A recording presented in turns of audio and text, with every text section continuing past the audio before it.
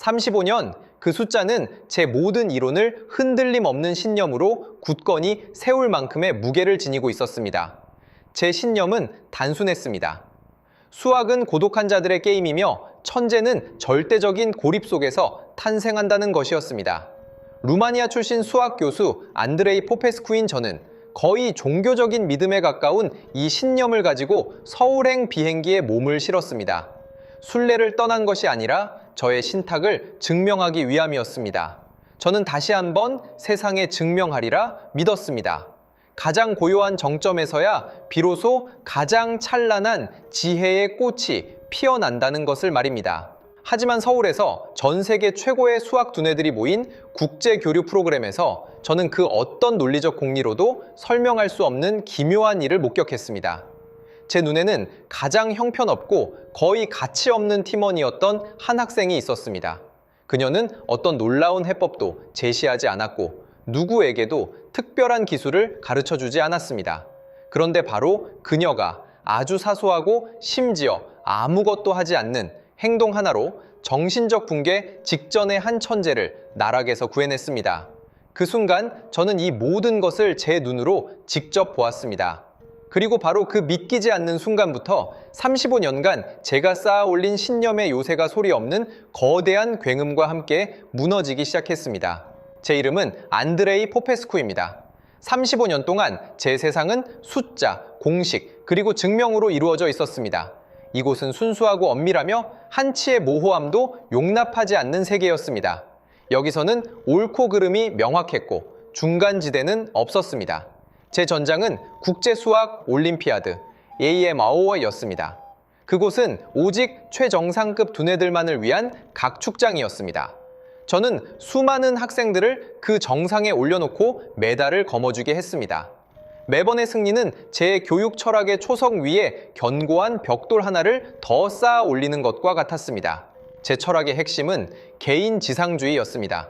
저는 팀의 영광은 궁극적으로 가장 뛰어난 1인에 의해 결정된다고 믿었습니다. 제 임무는 그 1인을 찾아내어 그를 날카롭게 연마하고 그가 홀로 어떤 복잡한 난제도 풀어낼 수 있도록 모든 방법을 동원하는 것이었습니다. 팀의 다른 사람들은 분모이자 배경이며 스파링 파트너였습니다. 그들의 존재는 그 1인을 더욱 돋보이게 하기 위함이었습니다. 팀워크요? 제 생각에는 그것은 종종 비효율의 대명사였고 가장 빠른 사람이 가장 느린 사람에게 맞춰주는 집단주의적 환상이었습니다. 매 순간이 중요한 경쟁에서 이러한 타협은 치명적입니다. 수년간의 경험은 제 이론을 뒷받침하는 듯 했습니다. 제가 직접 키워낸 천재들을 보면서 그들은 밤늦도록 책상 위 난제와 홀로 씨름하고 아무도 이해하지 못하는 사고의 높이에서 홀로 걸어가는데 익숙했습니다. 그들은 강하고 집중적이며 외로운 항성처럼 자신의 궤도에서 눈부신 빛을 발했습니다. 점수는 이 우주에서 유일하게 신뢰할 수 있는 척도였습니다. 그것은 차갑고 객관적이며 모든 두뇌의 가치를 정확하게 측정했습니다. 제 논리 속에서 가장 높은 점수를 받은 사람이 모든 자원을 쏟아부을 가치가 있는 사람이었습니다. 팀은 그저 개개인의 점수를 단순히 합산한 총합에 불과했습니다. 그것은 유기적인 생명체가 아니라 기계적인 집합체일 뿐이었습니다. 저는 냉혹하고 무정한 사람은 아니었습니다. 다만 제 감정은 이미 논리에 길들여져 있었습니다. 저는 진리에 이르는 길이 반드시 고되고 외로울 것이라고 믿었습니다. 천재에게 지나친 온정과 동반을 제공하는 것은 그들의 예리함을 무디게 하고 나약하게 만들 뿐이라고 생각했습니다. 저는 이 신념을 35년간 고수했고 그것은 저에게 영광을, 제 학생들에게는 메달을 가져다 주었습니다. 저는 그것의 옳음을 거의 의심해 본 적이 없었습니다. 기존 체제에서 성공할수록 새로운 가치 체계를 받아들이기 어렵습니다. 그것은 단지 한 가지 방법을 부정하는 것이 아니라 과거의 모든 삶을 부정하는 것이기 때문입니다. 저는 그런 사람이었습니다. 제가 증명해온 세상 속에서 고집스럽게 살아온 수학자였습니다. 미의 등장과 그녀의 그 붕괴가 있기 전까지는 말입니다. 이 엠미, 저는 그녀에게 이 애칭을 붙여주었습니다. 그녀가 수학의 세계에서 놀라운 조화와 아름다움을 보여주었기 때문입니다. 그녀는 제가 본 학생 중 가장 재능 있는 학생이었습니다. 그녀의 사고는 번개와 같아서 가장 깊고 복잡한 문제의 핵심을 순간적으로 밝혀냈습니다. 그녀는 제 개인지상주의 철학의 완벽한 결실이자 제가 다음 아이 에모에 바칠 가장 눈부신 작품이었습니다. 저는 35년간의 제 모든 노력을 거의 그녀에게 쏟아부었습니다. 저는 그녀가 제 모든 이론의 최종 증명이 될 것이라고 믿었습니다. 하지만 서울로 떠나기 직전의 중요한 선발전에서 그 번개는 꺼져버렸습니다. 저는 당시의 상황을 아직도 생생하게 기억합니다. 미는 시험장에 앉아 그녀에게는 식은 죽 먹기였을 문제를 앞에 두고도 좀처럼 펜을 들지 못했습니다. 시간은 1분 1초 흐르고 그녀의 입에는 식은 땀이 송골송골 맺혔고 얼굴은 종이처럼 창백했습니다. 그녀의 손은 펜을 쥔 채 허공에 매달려 미세하게 떨렸지만 끝내 펜을 내리지 못했습니다. 그것은 지식의 부족이 아니었습니다. 저는 그녀가 그 문제를 해결하는 데 필요한 모든 도구를 이미 숙지하고 있음을 알고 있었습니다.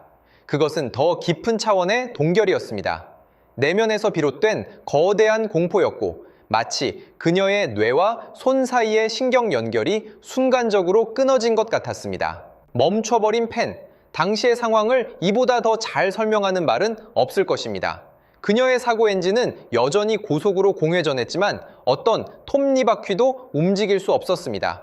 결국 그녀는 백지를 제출했습니다. 이 사건은 저에게 엄청난 충격을 주었습니다. 그것은 제 신념의 근간을 직접적으로 흔들었습니다.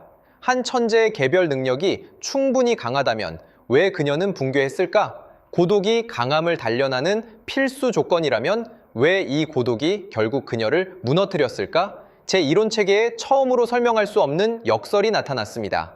저는 미세한 불안감을 느끼기 시작했습니다. 마치 기초가 조용히 한쪽 구석부터 무너져 내리는 듯한 동요였습니다. 그러나 저는 즉시 생각을 바꾸지는 않았습니다. 관성은 강력했습니다. 저는 이 실패를 우연한 심리적 동요, 대회전의 과도한 압력 때문이라고 치부했습니다. 그녀에게 필요한 것은 훈련 방식의 변화가 아니라 더 많은 휴식과 심리적 조정이라고 생각했습니다. 하지만 그 멈춰버린 펜의 장면은 보이지 않는 가시처럼 제 마음에 깊숙이 박혔습니다. 저는 처음으로 깨달았습니다. 저의 차가운 논리가 어쩌면 어떤 가장 중요한 변수를 놓치고 있을지도 모른다는 것을 말입니다.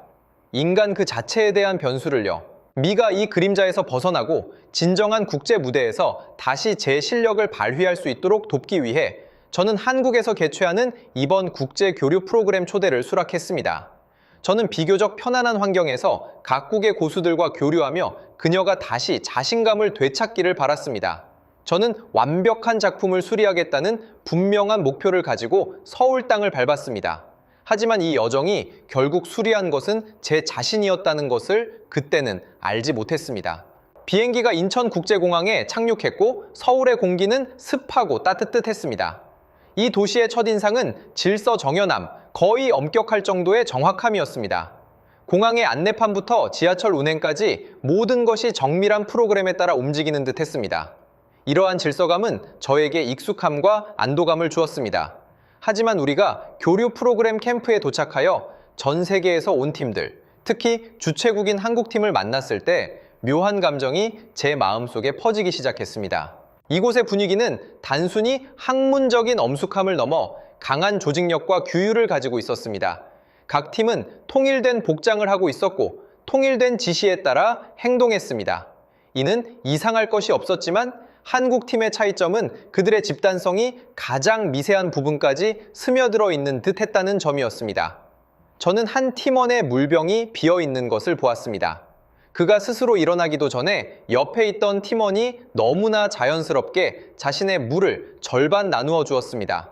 누군가 노트를 정리하다가 실수로 종이 뭉치를 바닥에 흩뜨리자 주변에 두세 명이 즉시 몸을 굽혀 말없이 주워주고는 다시 자기 할 일을 계속했습니다.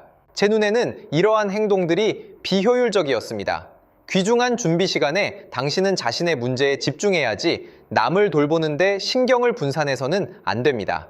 물을 건넨 팀원은 자신의 사고 흐름을 방해했고 종이를 줍는 것을 도운 팀원들은 최소 30초의 사고 시간을 낭비했습니다. 제 개인 지상주의 원칙에 따르면 팀의 시간은 가장 높은 점수를 얻을 가능성이 있는 팀원에게 최대한 할당되어야 합니다.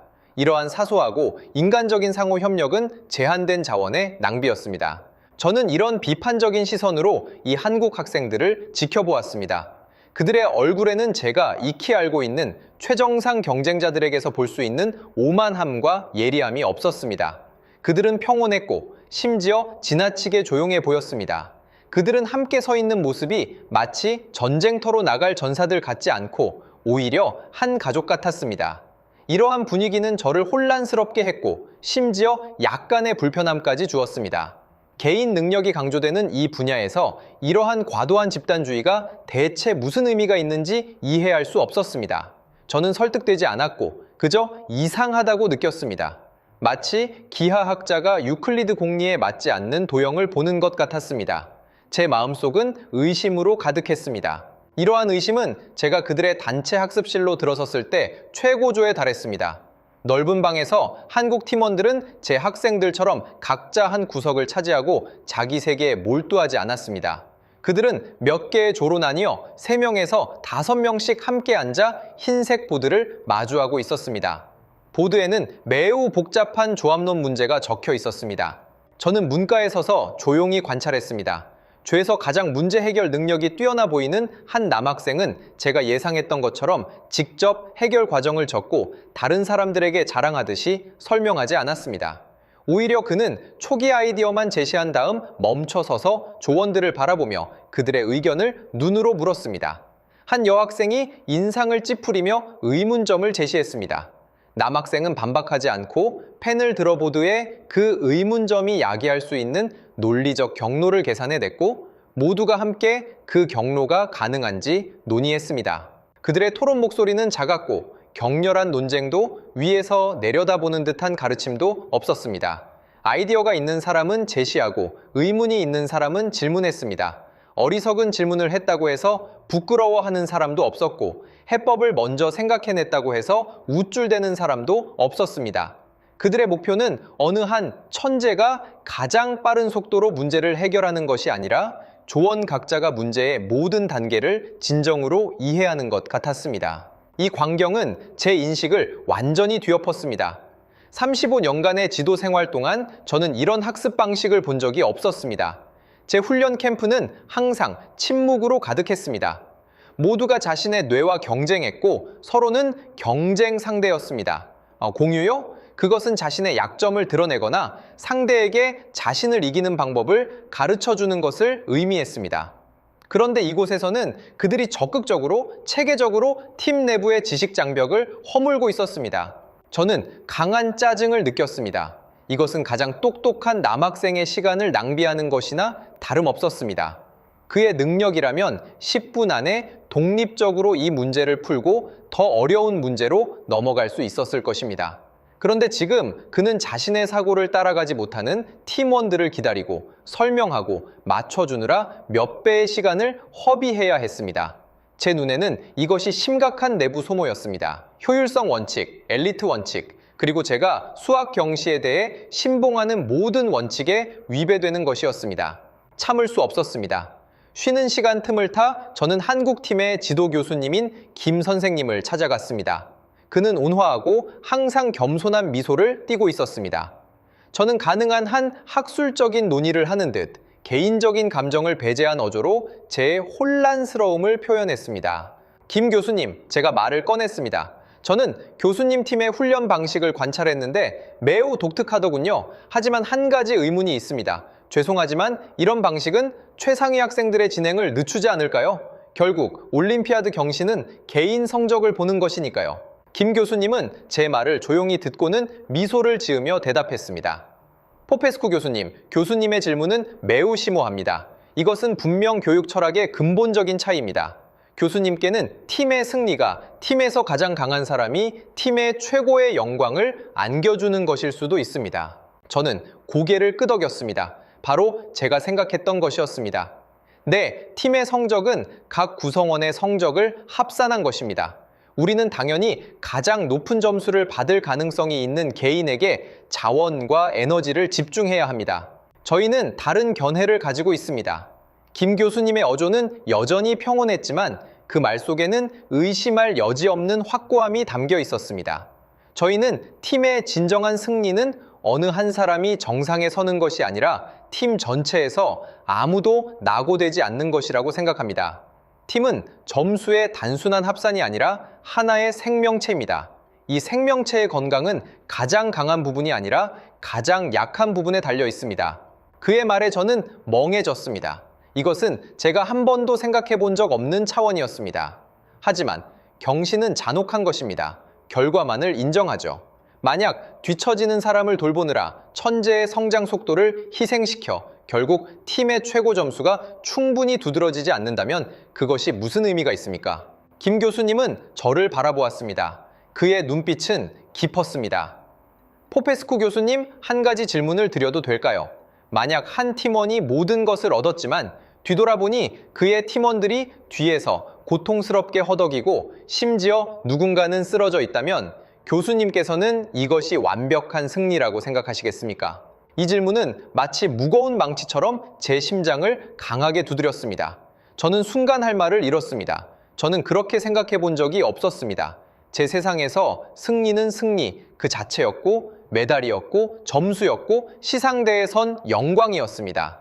저는 시상대에 서 있는 사람에게 관심을 가졌고 그곳에 서지 못한 사람들은 그저 충분히 노력하지 않았거나 충분히 재능이 없었을 뿐이라고 생각했습니다. 그것은 자연 선택이고 경쟁 스포츠의 필연적인 법칙이었습니다. 저희는 믿습니다. 김 교수님이 말을 이었습니다. 진정한 강자는 스스로 문제를 해결할 뿐만 아니라 주변 사람들이 문제를 해결할 수 있는 환경을 만들 수 있는 사람입니다. 한 사람의 지혜는 유한하지만 서로를 지지하는 집단의 지혜는 무한합니다. 저희가 추구하는 것은 고독한 영웅이 아니라 흔들리지 않는 팀입니다. 이 대화는 저를 설득하지 못했습니다. 오히려 제 혼란과 반감을 증폭시켰습니다. 너무 이상적이고 비현실적으로 들렸습니다.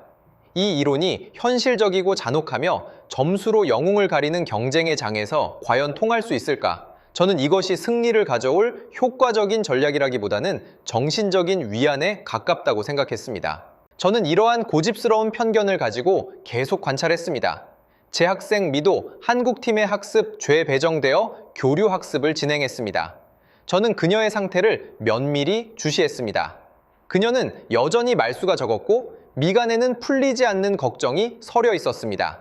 그녀는 조별 토론을 따라갔고 심지어 종종 핵심적인 통찰을 제시하기도 했지만 그녀 내면에서 비롯된 동결감은 여전히 녹을 기미를 보이지 않았습니다. 김 교수님의 이 이론이 그녀에게는 전혀 효과가 없는 것 같았습니다. 그러던 그날 오후 조가 한 어려운 문제를 해결하다가 교착 상태에 빠졌습니다. 모두가 침묵했고 방 안에는 펜 끝이 종이를 스우치는 사각거리는 소리만 들렸습니다. 미의 얼굴이 다시 창백해지기 시작했고 저는 그녀가 펜을 쥔 손이 다시 그 익숙한 미세한 떨림을 보이는 것을 보았습니다. 제 심장이 순간 철렁했습니다. 멈춰버린 펜의 공포가 유령처럼 다시 돌아왔다는 것을 알았습니다. 바로 그때 죄서 줄곧 조용했던 한 여학생이 갑자기 입을 열었습니다. 이 여학생의 이름은 유이였습니다. 저는 그녀를 오랫동안 지켜봐 왔습니다. 모든 모의고사에서 그녀의 성적은 항상 꼴찌였습니다. 문제 해결 속도는 매우 느렸고 기본기도 충분히 탄탄하지 않은 듯하여 종종 다른 사람들의 반복적인 설명이 필요했습니다. 제 기준으로는 전형적인 짐이 되는 팀원이었고 포기해야 할 대상이었습니다. 하지만 그녀가 입을 열어 말한 것은 문제 해결에 대한 어떤 아이디어도 아니었습니다. 그녀는 그저 조용히 마치 혼잣말처럼 한 문장을 말했습니다. 괜찮아, 천천히 해. 혼자가 아니니까 무섭지 않아. 이 말은 깃털처럼 가벼웠지만 그 고요하고 압박감 가득한 방 안에서 천둥 같은 효과를 냈습니다. 모두가 펜을 멈추고 그녀를 올려다보았습니다. 미의 떨림은 그 순간 멈췄습니다. 저는 문 밖에서 온몸에 전율을 느꼈습니다. 이 말, 그 안에는 어떤 수학적 지식도, 기술도, 심지어 논리도 담겨 있지 않았습니다. 그것은 그저 단순한 감정 표현이었습니다. 하지만 그것은 마치 정교한 수술용 칼처럼 문제의 가장 핵심적인 병소를 순간적으로 잘라냈습니다. 미의 붕괴는 지식의 부족이 아니라 고독이 가져온 거대한 공포가 그 근원이었습니다. 실패할까봐, 기대에 부응하지 못할까봐, 이 모든 엄청난 압박을 홀로 감당해야 할까봐 두려웠던 것입니다. 그리고 유이의 그 말은 이 공포의 근간을 직접적으로 무너뜨렸습니다. 혼자가 아니니까 무섭지 않아. 저는 이 말을 되새기며 논리와 공리로 쌓아 올린 저의 견고한 요새가 처음으로 내부에서 완전히 다른 힘에 의해 흔들리는 것을 느꼈습니다. 저는 처음으로 어렴풋이 깨달았습니다. 제가 줄곧 간과했던 인간이라는 변수의 중요성이 제가 상상했던 것보다 훨씬 더 클 수도 있다는 것을 말입니다. 고독한 천재만으로는 두려움을 해결할 수 없습니다. 그 무심한 듯 보이는 한마디는 잔잔한 호수에 던져진 돌멩이처럼 그 파문이 오랫동안 가라앉지 않았습니다. 더욱이 예상치 못했던 것은 이 파문이 곧 눈에 보이는 수치화될 수 있는 결과로 이어졌다는 것입니다. 유이가 그 말을 한 다음 날 프로그램에서는 고강도 모의고사를 진행했습니다. 저는 불안한 마음으로 미의 시험 모습을 지켜보았습니다. 기적이 일어났습니다. 지난 몇 주 동안 미는 비범한 지능에도 불구하고 문제를 푸는 과정에서 늘 망설이고 고군분투하는 모습이었습니다. 마치 엔진은 강력하지만 사이드 브레이크가 걸린 스포츠카 같았죠. 그녀의 속도는 항상 모든 최고 선수들의 중간쯤에 머물렀고 우리 내부 순위에서는 4위였습니다. 그러나 이번 시험에서는 그 보이지 않던 사이드 브레이크가 완전히 풀린 듯 했습니다. 그녀의 펜 끝은 연습용 종이 위를 빠르게 움직였고 유려하고 단호하며 자신감 넘치는 리듬감이 느껴졌습니다. 한때 그녀를 멈춰 세웠던 난제들이 이제 그녀 앞에서는 투명하게 변한 듯 했습니다. 그녀는 더 이상 공포에 얼어붙은 천재가 아니라 제가 익숙했던 수학의 세계에서 춤추는 요정으로 돌아와 있었습니다. 시험 결과가 나왔을 때 저는 화면에 뜬 순위를 보며 오랫동안 말을 잇지 못했습니다.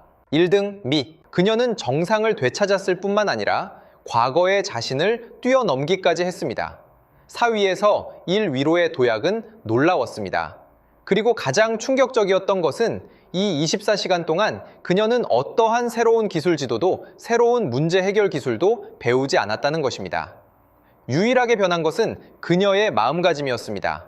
팀에서 가장 약하다고 여겼던 구성원의 단순한 위로 한마디가 제 35년간의 경험과 제 모든 전술적 지시보다 훨씬 더 효과적이었다니요. 이 사실은 제 뺨을 후려치는 듯 했습니다. 저는 줄곧 성적은 지식과 기술에 의해 결정된다고 굳게 믿어왔습니다. 저는 평생을 효율적인 지식 전달과 정교한 기술 훈련을 추구하며 살아왔습니다. 하지만 저는 틀렸습니다. 적어도 전부 맞지는 않았습니다. 저는 가장 근본적인 토대인 인간의 내면 상태를 간과했습니다. 내면의 공포와 고독이 가득한 사람은 아무리 강력한 무기를 가지고 있어도 전장에서 진정한 실력을 발휘할 수 없습니다. 반면 내면이 안정되고 지지를 느끼는 사람은 평범한 무기를 가지고도 신화 같은 효과를 낼 수 있습니다. 이 결과는 제가 과거의 신념 체계에 치명적인 결함이 있음을 보여주는 확실한 증거를 처음으로 얻은 순간이었습니다. 그것은 눈앞에 벌어진 모든 것을 설명할 수 없었습니다. 어떠한 정보도 담고 있지 않은 한마디가 어떻게 이토록 거대한 에너지를 가져올 수 있었는지 설명할 수 없었습니다. 이로 인해 저는 더 깊은 역설에 빠졌습니다. 제가 항상 사용해온 평가 체계에 따르면 유이는 이 팀에서 가장 가치가 낮은 구성원이었습니다.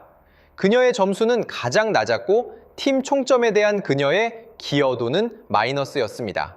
그러나 제가 진지하게 고려해 본 적 없는 또 다른 차원, 즉 인간의 영향력이라는 관점에서 보면 그녀는 팀 전체에서 가장 중요한 사람이었습니다.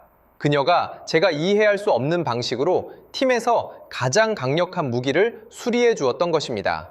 그렇다면 한 사람의 가치를 어떻게 측정해야 할까요? 차가운, 수치화될 수 있는 성적표로요? 아니면 보이지도 만져지지도 않지만 성패를 좌우하는 인격적인 힘으로요? 제 전체 평가 시스템은 이 순간 완전히 뒤집혔습니다. 저는 과거에 팀을 사슬에 비유했고 그 강도는 가장 약한 고리에 달려있다고 생각했습니다. 따라서 제 전략은 가장 강한 고리를 끊임없이 강화하여 무적의 상태로 만들고 전체 사슬을 끌어당길 수 있도록 하는 것이었습니다. 반면 한국 팀의 철학은 팀을 하나의 네트워크로 보았고 모든 노드가 다른 노드들과 연결되어 있다고 보았습니다. 한 노드의 안정성은 전체 네트워크의 탄력성을 강화할 수 있다는 것이죠. 유이는 가장 약한 고리가 아니라 결정적으로 중요한 안정적인 노드였습니다. 그녀의 역할은 스스로 얼마나 무거운 것을 들어 올릴 수 있는지가 아니라 무거운 것을 들어 올리는 사람들이 힘에 부쳐 쓰러지지 않도록 돕는 것이었습니다. 이 발견은 저를 흥분시키면서도 두렵게 했습니다. 흥분되는 것은 제가 더 깊은 교육적 진실에 다가선 것 같았기 때문이고, 두려운 것은 이 진실이 제가 지난 35년간 해온 일이 어쩌면 잘못된 전제 위에 세워졌다는 것을 의미했기 때문입니다. 제가 약자라고 여겼던 유이가 사실은 저의 천재 학생보다 훨씬 희귀하고 강력한 힘, 즉 사람의 마음을 안정시키는 힘을 가지고 있었다니요.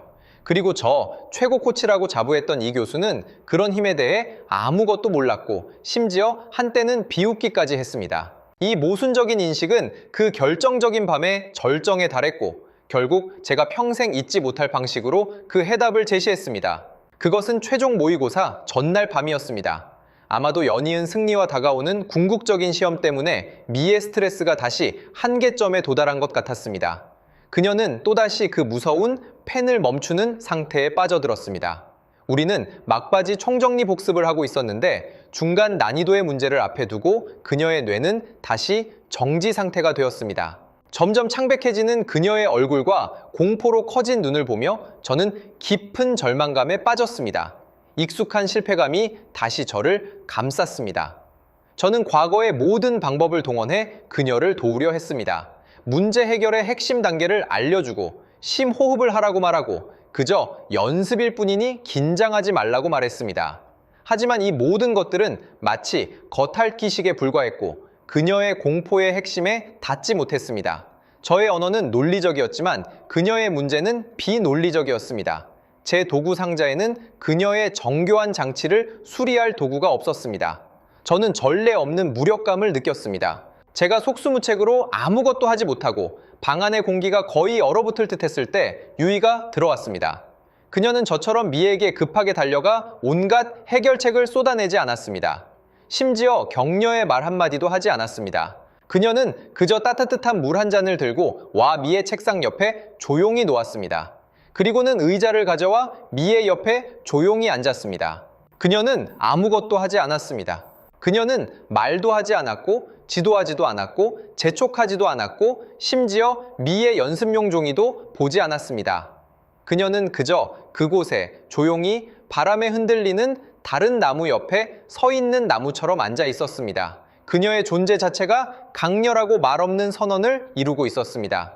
내가 여기 있어. 너는 혼자가 아니야. 방 안은 섬뜩할 정도로 조용했습니다. 저는 숨을 죽이고 이 기이한 광경을 지켜보았습니다. 시간이 느려지는 듯 했습니다. 1분, 2분, 5분. 미에 굳게 닫혔던 어깨가 천천히 풀리기 시작했습니다. 그녀의 가쁜 숨소리는 점차 안정되고 깊어졌습니다. 펜을 꽉 쥐어 하얗게 질렸던 손도 힘이 풀렸습니다. 그리고 그녀는 그 물 한 잔을 들어 작은 모금씩 마셨습니다. 따뜻한 액체가 목을 타고 내려가면서 그녀의 차가웠던 마음까지도 데워주는 듯 했습니다. 몇 분 더 흐르고 그녀는 물잔을 내려놓고 다시 펜을 들었습니다. 이번에는 펜 끝이 종이 위에 안정적으로 닿았습니다. 저는 그녀가 첫 번째 공식을 쓰는 것을 보았습니다. 그리고 두 번째, 세 번째. 그녀의 사고는 해동된 강물처럼 다시 유려하게 흘러넘치기 시작했습니다. 이 모든 과정 동안 유이는 단 한마디도 하지 않았습니다. 그녀는 그저 조용히 그곳에 앉아 자신의 존재만으로 미에게 안전하고 판단받지 않는 공간을 만들어 주었습니다. 그 순간 저는 마치 번개에 맞은 듯한 느낌을 받았습니다. 마침내 깨달았습니다. 극한의 압박과 공포 속에서 사람이 가장 필요로 하는 것은 더 뛰어난 지침도, 더 효과적인 기술도, 심지어 더 고무적인 말도 아니라는 것을요. 사람이 가장 필요로 하는 것은 그저 다른 사람의 곁입니다. 내가 네 곁에 있어. 네 힘든 싸움을 이해하고 결과가 어떻든 너를 떠나지 않을 거야. 라는 말없는 약속 같은 것이죠. 유이의 아무것도 하지 않음은 바로 그 순간 가장 강력하고 효과적인 행동이었습니다. 그녀는 미를 고치려 하지 않았습니다. 그녀는 그저 미의 고통과 함께 존재하기를 선택했습니다. 그리고 바로 그 함께 존재함이 미에게 다시 일어설 힘을 주었습니다. 그날 밤 저는 밤새도록 잠들지 못했습니다. 제 35년간의 인생 신조는 그 조용한 자습실에서 유이의 단순한 그저 앉아있는 행동 하나로 완전히 부서졌습니다. 저는 제가 학생들에게 문제 해결 기계가 되는 법은 가르쳤지만 서로를 지지할 수 있는 인간이 되는 법은 단 한 번도 가르쳐 본 적이 없다는 것을 깨달았습니다. 저는 결과의 화려함만을 추구했지만 결과에 이르는 과정 자체가 인간성에 대한 거대한 시험이라는 것을 간과했던 것입니다. 그리고 유이, 제가 점수로 약자라고 정의했던 그 소녀는 가장 본능적이고 순수한 방식으로 저에게 가장 깊은 가르침을 주었습니다. 다음 날 최종 모의고사는 예정대로 진행되었습니다. 미의 실력은 완벽에 가까웠고 그녀는 압도적인 우위로 다시 1위를 차지했습니다. 성적이 발표되고 모두가 그녀에게 환호할 때 그녀는 모든 사람, 특히 제가 예상치 못한 일을 했습니다. 그녀는 평소처럼 승리의 기쁨에 잠기거나 즉시 자신의 문제 해결 과정을 복귀하지 않았습니다. 그녀가 가장 먼저 한 일은 사람들을 해치고 유이에게 다가가 급하게 묻는 것이었습니다. 유이야, 너는 어때? 네 성적은 몇 등이야? 그녀의 눈빛에는 진심 어린 걱정이 가득했습니다. 그것은 더 이상 자신의 순위만 신경 쓰는 고독한 천재의 눈빛이 아니라 진정으로 동료를 걱정하는 팀원의 눈빛이었습니다. 유이는 조금 부끄러운 듯 웃었습니다. 그녀의 성적은 뛰어나지 않았고 중간 정도였습니다. 하지만 미는 전혀 개의치 않고 유이를 꼭 안아주며 그녀의 귀에 무언가를 속삭였습니다. 저는 듣지 못했지만 유이의 눈이 순간적으로 붉어지는 것을 보았습니다. 이 사소한 디테일이 저에게 준 충격은 미가 1위를 차지한 성적 자체보다 훨씬 컸습니다. 왜냐하면 저는 이것이 단순히 경기력 회복을 넘어선 더 깊은 차원의 가치관 변화라는 것을 알았기 때문입니다. 미는 더 이상 자기 세계에만 사는 개인이 아니었습니다. 그녀는 자신을 집단의 일원으로 여기기 시작했습니다. 그녀는 자신의 승리가 단순히 자신만의 것이 아님을 이해하기 시작했습니다. 한때 자신의 압박감만을 짊어졌던 사람이 이제 다른 사람의 압박감을 걱정하고 나누는 법을 배우기 시작한 것입니다. 그녀는 제 철학의 산물에서 김 교수님의 철학의 살아있는 증거로 변모했습니다. 이러한 변화는 며칠 후 수료식 및 시상식에서 더욱 상징적인 방식으로 모든 사람들에게 나타났습니다. 미는 이번 교류 프로그램에서 가장 우수한 성적을 거둔 학생으로서 연단에 서서 연설을 해달라는 요청을 받았습니다. 그녀는 스포트라이트 아래 최고 연계를 상징하는 트로피를 손에 들고 서 있었습니다. 관례에 따라 그녀는 교수님께 주최 측에 감사하고 학습 경험을 공유해야 했습니다. 하지만 그녀는 그렇게 하지 않았습니다. 그녀는 트로피를 든 채 연단 아래 군중 속에서 시선을 찾았습니다. 이내 그녀는 유이를 찾아냈습니다. 그녀는 유이에게 깊이 고개를 숙였습니다. 이 90도 인사에 장내는 순간 정적이 흘렀습니다. 모두가 어리둥절했습니다. 그리고 미는 손에 든 트로피를 들어 올리고 마이크에 대고 명확하고 확고한 목소리로 말했습니다. 이 상은 전적으로 저만의 것이 아닙니다. 저는 이 상을 한 사람에게 바치고 싶습니다. 그 사람이 없었다면 저는 이 자리에 서지도 못했을 것입니다.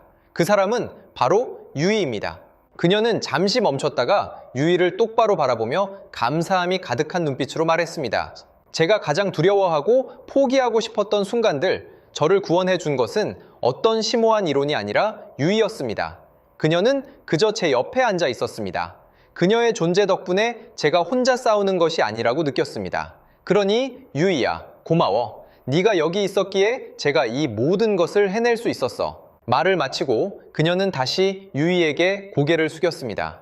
연단 아래에서는 우레와 같은 박수갈채가 터져 나왔습니다. 그 순간 행사장의 가치 질서는 완전히 뒤집혔습니다. 최고 시상대에 서 있던 사람이 자신의 힘이 성적이 훨씬 못 미치는 동료에게서 왔음을 공개적으로 인정한 것입니다.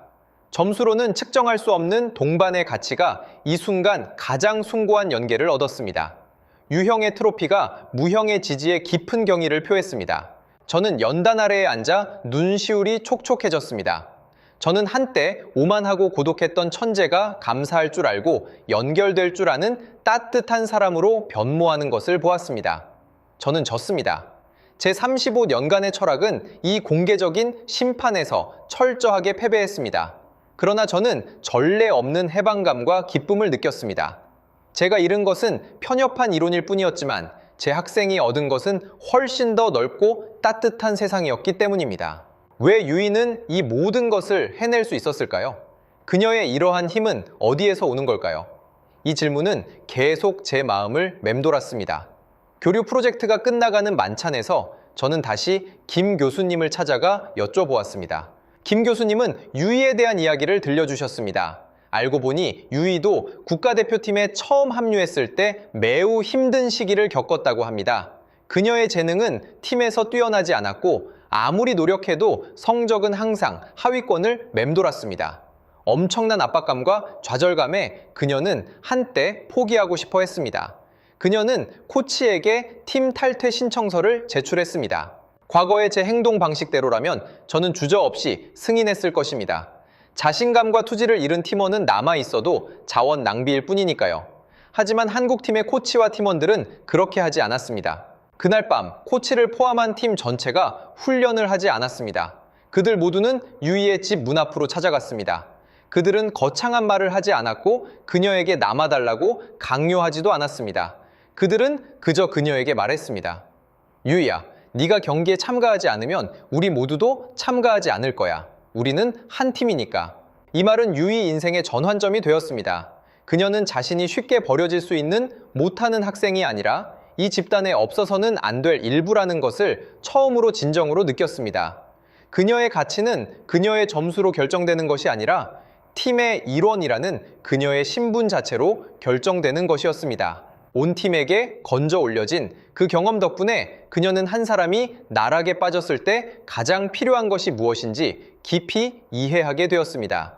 비난도 훈계도 아닌 우리가 너와 함께 할게 라고 말하며 내밀어주는 손이라는 것을요. 자신이 그렇게 따뜻하게 대해졌기에 그녀 또한 같은 방식으로 다른 사람들을 대하는 법을 배웠습니다.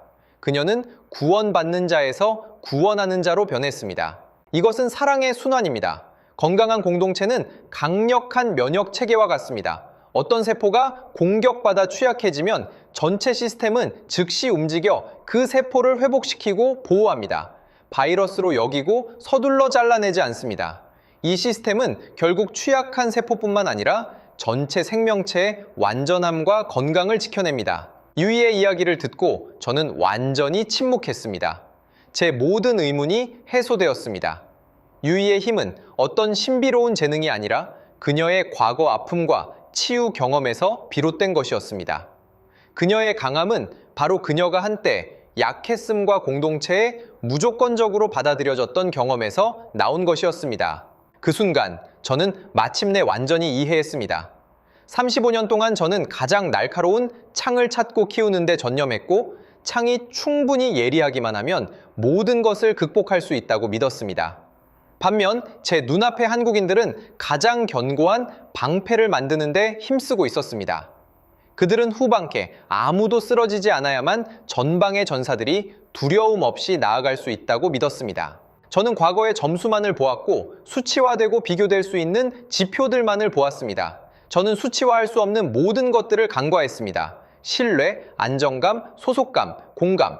저는 그것들이 경기의 방해 요소이고 제거해야 할 감정적 소음이라고 생각했습니다.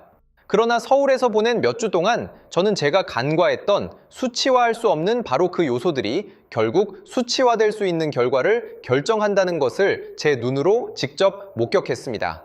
저는 제 전문 지식을 잃지 않았습니다. 여전히 난제를 해체하고 학생들의 논리적 사고를 훈련하는 방법을 알고 있습니다. 하지만 저는 진리에 대한 오만과 독점을 잃었습니다. 마치 평생 2차원 기하학을 연구하던 수학자가 어느 날 갑자기 3차원 공간의 존재를 알게 된 것 같았습니다. 제 세상은 파괴되지 않았고 오히려 엄청나게 확장되었습니다. 이것은 고통스럽지만 더할 나위 없이 소중한 차원 상승이었습니다.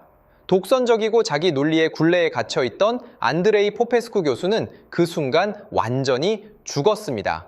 그 자리를 대신한 것은 더 겸손하고 더 혼란스러우며 진실에 더 가까운 학생이었습니다. 루마니아로 돌아온 후 저는 모두를 놀라게 할 결정을 내렸습니다. 35년간 시행해온 훈련 방식을 완전히 개혁하기로 한 것입니다. 쉬운 결정은 아니었습니다. 그것은 제가 스스로 쌓아 올린 모든 것을 무너뜨려야 한다는 것을 의미했고, 동료들과 학생들에게 제 과거 방식에 엄청난 한계가 있었음을 인정해야 한다는 것을 의미했습니다. 엄청난 용기가 필요했습니다. 하지만 저는 그렇게 해야만 한다는 것을 알았습니다. 왜냐하면 저는 더 이상 마음 편히 젊은 영혼들을 제가 한때 굳게 믿었지만 이제는 지독히 잔혹하다고 깨달은 그 고독 속에 두는 것이 불가능했기 때문입니다. 제 훈련 캠프는 더 이상 각자가 고군분투하며 서로 단절된 침묵의 공간이 아니었습니다. 저는 조별 토론을 의무적으로 도입하고 학생들이 자신의 문제 해결 방식뿐만 아니라 자신의 고민과 어려움도 공유하도록 장려했습니다. 저는 더 이상 가장 빨리 달리는 학생에게만 집중하지 않고 조 전체가 이해했는지를 확인하는데 더 많은 에너지를 쏟았습니다. 처음에는 저항이 컸습니다. 최고 학생들은 이것이 시간 낭비라고 불평했고, 기초가 부족한 학생들은 자신의 무지를 드러내는 것을 두려워하여 발언하지 못했습니다. 하지만 저는 그들에게 서울에서 보고 들은 것, 유이와 미의 이야기를 지루할 틈 없이 들려주었습니다. 저는 그들에게 진정한 팀은 각자 싸우는 용병 집단이 아니라 서로의 등을 지켜줄 수 있는 전우 집단이라고 말했습니다. 우리의 목표는 더 이상 단순히 메달을 따는 것이 아니라 아무도 포기하지 않는 환경을 만드는 것이라고 말했습니다. 점차 변화가 일어났습니다. 훈련 캠프의 분위기는 더 이상 그렇게 긴장되고 위협적이지 않았습니다. 학생들은 어려운 문제에 부딪히면 능동적으로 동료들에게 도움을 요청하기 시작했습니다. 그리고 능력 있는 학생들은 반복해서 다른 사람들에게 설명하는 과정에서 자신의 지식에 대한 이해가 더욱 깊어졌습니다. 그들은 다른 사람을 가르치는 것이 최고의 학습 방법이라는 것을 발견했습니다. 선순환적이고 상호 협력적인 문화가 서서히 뿌리내리기 시작했습니다. 어느 날, 과거에는 수학을 매우 두려워하고 항상 말수가 적었던 한 학생이 수업이 끝난 후 저를 찾아왔습니다. 그는 수줍게 저에게 말했습니다. 교수님, 감사합니다. 제가 수학이 이렇게 무섭지 않다고 느낀 것은 처음이에요. 이 말은 저에게 과거에 제가 받은 어떤 IMO 금메달보다도 더 소중했습니다. 저는 제가 올바른 길을 가고 있다는 것을 알았습니다. 제가 하고 있는 일은 더 이상 단순히 승리자를 가려내는 것이 아니라 더 많은 사람들이 성장할 수 있는 환경을 만드는 것이었습니다. 좋은 교육 시스템은 학생들을 두렵게 해서는 안 되며 안정감 속에서 최대한의 잠재력을 이끌어내도록 해야 합니다. 미의 이야기와 우리 훈련 캠프의 변화는 곧 우리만의 작은 울타리를 넘어섰습니다. 아마도 이 이야기가 현대사회의 경쟁 압력 속에서 보편적인 문제점을 건드렸기 때문일 것입니다. 그것은 예상치 못하게 언론의 주목을 받았습니다. 영국의 BBC와 일본의 NHK 같은 일부 국제 언론에서도 이 이야기를 보도했습니다. 그들의 초점은 특정 천재의 극적인 승리가 아니라 더 깊은 차원의 인간성과 교육에 대한 명제였습니다. 개인의 성취를 극도로 숭배하는 시대에 집단의 힘과 사람 사이의 정서적 지지는 과연 어떤 역할을 하는가? 한 개인의 성공이 과연 타인의 지지 없이 독립적으로 존재할 수 있는가? 보도가 나간 후 저는 전 세계 각지에서 이메일을 받았습니다. 학생들도 있었고 선생님들도 있었고 심지어 수학과는 전혀 관련 없는 일반인들도 있었습니다. 그들은 각자의 이야기를 공유하며 고독한 경쟁 속에서 고군분투했던 경험과 혼자가 아님이라는 따뜻한 연결에 대한 갈망을 이야기했습니다. 저는 서울에서 제가 본 것이 단순히 한국팀의 훈련 방식만이 아니라 보편적인 가치를 지닌 지혜라는 것을 깨달았습니다. 그것은 잔혹한 진실을 드러냈습니다. 어떤 분야에서든 최고 수준의 경쟁은 결국 기술보다는 거대한 심리적 압박을 누가 견뎌낼 수 있느냐의 싸움이라는 것입니다. 그리고 이 압박에 맞서는 가장 효과적인 무기는 바로 동료들의 지지입니다. 몇 달 후 진정한 국제 수학 올림피아드 AMO4가 개막했습니다. 저는 제 새로운 팀을 데리고 과거와는 완전히 다른 마음으로 경기장에 나섰습니다. 저는 더 이상 과거처럼 미 한 사람에게만 희망을 걸지 않았습니다.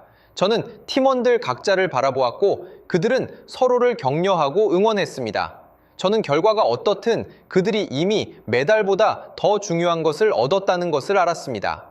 최종 경기 결과는 제가 서울에서 배운 모든 것에 완벽한 마침표를 찍었습니다. 미는 기대에 부응하여 뛰어난 실력으로 금메달을 획득했습니다. 하지만 저를 더 기쁘게 한 것은 우리 팀의 다른 몇몇, 한때 들러리라고 여겨졌던 팀원들도 예상보다 훨씬 좋은 성적을 거두었다는 것입니다. 한때 저에게 수학이 더 이상 무섭지 않다고 말했던 그 소녀는 심지어 동메달을 따냈습니다. 그리고 다른 한편으로는 한국팀으로 출전한 유이도 기적적으로 은메달을 획득했습니다. 한때 성적이 꼴찌였고 재능이 없다고 여겨졌던 그 소녀가 지지와 신뢰가 가득한 그 공동체 속에서 마침내 자신만의 빛을 발산했던 것입니다. 이 결과는 웅변적으로 증명했습니다. 개인과 집단은 제로섬 게임이 아닙니다. 강력한 집단은 최고 개인의 능력을 약화시키지 않고 오히려 그에게 가장 든든한 버팀목이 되어주어 더 높이 날아오르게 합니다. 동시에 이 집단은 일시적으로 뒤처진 구성원들을 버리지 않고 따뜻한 인큐베이터처럼 충분한 시간과 안정감을 주어 그들이 천천히 성장하고 결국 자신을 뛰어넘도록 돕습니다. 강자가 끌어내려지지도 않고 약자가 포기되지도 않습니다. 이것이야말로 진정으로 건강한 상생입니다. 서울에서 돌아온 지 오래되었습니다. 하지만 그날 밤 유이가 미 옆에 조용히 앉아있던 그 장면은 여전히 제 머릿속에 자주 떠오릅니다. 그것은 마치 좌표의 원점처럼 교육과 성공, 나아가 인생 전체에 대한 저의 이해를 다시 정의했습니다. 저는 지난 35년간 제가 해온 일이 천재를 키우는 것이었음을 깨달았습니다. 그리고 이제 저의 목표는 바뀌었습니다. 저는 다른 사람과 공존할 줄 아는 온전한 사람을 키우고 싶습니다. 왜냐하면 인생이라는 긴 올림픽에서 궁극적으로 우리를 시험하는 것은 우리가 홀로 얼마나 많은 난제를 해결할 수 있느냐가 아니라 폭풍이 몰아칠 때 우리 곁에 누가 서서 함께 맞설 수 있느냐이기 때문입니다. 성적은 물론 중요합니다. 하지만 그것이 한 사람의 가치를 측정하는 유일한 기준이 되어서는 안 됩니다. 공감 능력, 경청 능력, 그리고 다른 사람이 무너질 때 말없이 함께하는 것과 같은 어떤 능력들은 성적표에 결코 나타나지 않습니다. 하지만 그것들은 결정적인 순간에 팀, 조직, 심지어 사회 전체를 붕괴 직전에서 되돌릴 수 있는 결정적인 힘이 됩니다. 건강한 시스템은 스포트라이트를 받는 영웅들만을 보상해서는 안 됩니다. 묵묵히 시스템의 안정과 사람들의 마음의 평화를 지키는 유이들을 더욱 소중히 여겨야 합니다. 왜냐하면 시스템이 지속적으로 작동하는 것은 가장 강한 사람이 얼마나 강하냐 때문이 아니라 겉으로는 평범해 보이는 사람들이 견고하고 인간적인 안전망을 구축하여 아무도 높은 곳에서 떨어질 때 완전히 부서지지 않도록 지켜주기 때문입니다. 자, 어떤 사람들은 그들의 재능으로 팀의 영광을 안겨주지만 어떤 사람들은 그들의 존재만으로 팀 자체가 영광을 쫓다가 무너지지 않도록 지켜줍니다. 이 두 가지 가치는 동등하게 중요합니다. 이것은 제가 서울에서 어쩔 수 없이 받아들인 사실입니다. 또한 제가 남은 생애 동안 실천해 나갈 진리이기도 합니다. 제 이야기는 끝났습니다. 실패와 의심, 그리고 궁극적인 변화에 대한 이야기입니다. 이제 여러분의 생각을 듣고 싶습니다.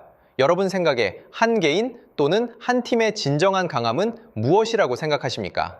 들어주셔서 감사합니다.